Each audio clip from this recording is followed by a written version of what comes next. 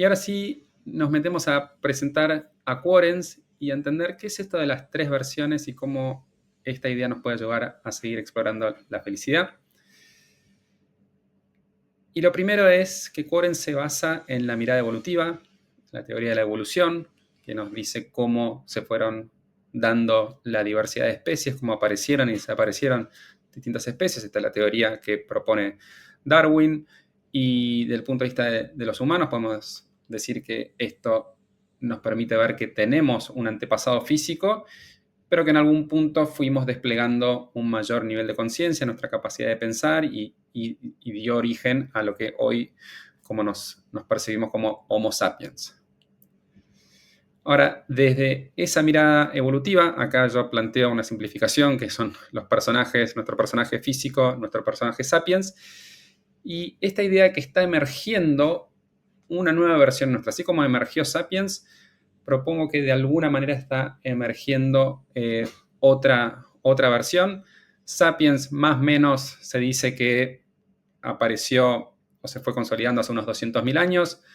Podríamos decir que esta nueva versión se viene dando señales en estos últimos 2000 años, desde que empiezan a aparecer personas iluminadas como Cristo, Buda, en fin, varias personas entre 500 años antes de Cristo y en todos estos últimos años que empiezan a mostrar otros rasgos que van más allá de Sapiens. Y para facilitar referirnos a esa tercera versión, le pongo el nombre de Quorens y de esa manera entonces empezamos a jugar con la idea que somos tres personajes de vuelta, con una temporalidad, una mirada evolutiva, pero al final del día es importante rescatar que somos una integración de esos tres personajes, pero un poco en lo que sigue del curso vamos a ir viendo, bueno, cuáles son algunas de esas capacidades o características de Quorens que nos permiten abordar este tema de la felicidad, pero ya de por sí el abrirnos y saber que somos tres versiones o jugar con que somos tres versiones, vamos a ver que nos ayuda un poquitito de vuelta a desenmarañar ese nudo de la felicidad. Por ahora simplemente dejar sembrado que cuando hablamos de Quorens, así como podemos decir que Sapiens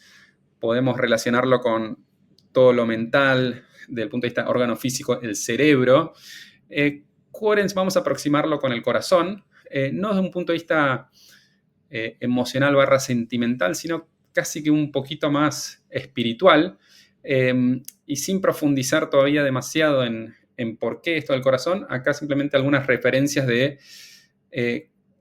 la importancia del corazón según las distintas miradas. Tenemos la mirada ahí de los yogis o del budismo, de los 7 chakras y el cuarto chakra, el central del corazón, como dándole mucha importancia. El corazón crístico también, en toda la tradición cristiana, la importancia de esa iluminación a través del corazón. Y desde el punto de vista de la ciencia, esa imagen a la derecha que muestra,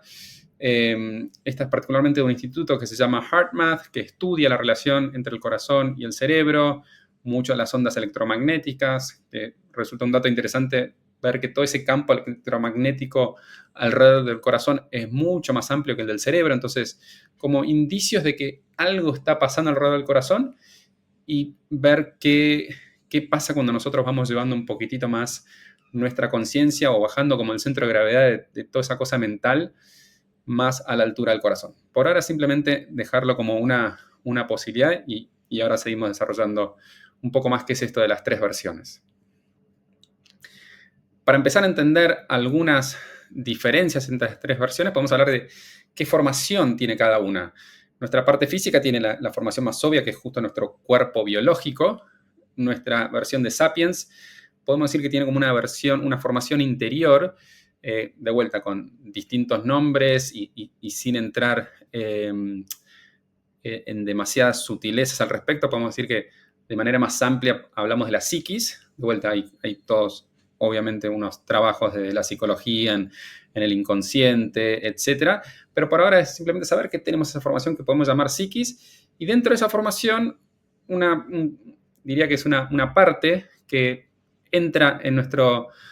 diálogo cotidiano, que es el ego, que es eso lo que sentimos como más propio, como más nuestra personalidad, y que vamos a ver después qué impacto tiene en nuestro día a día.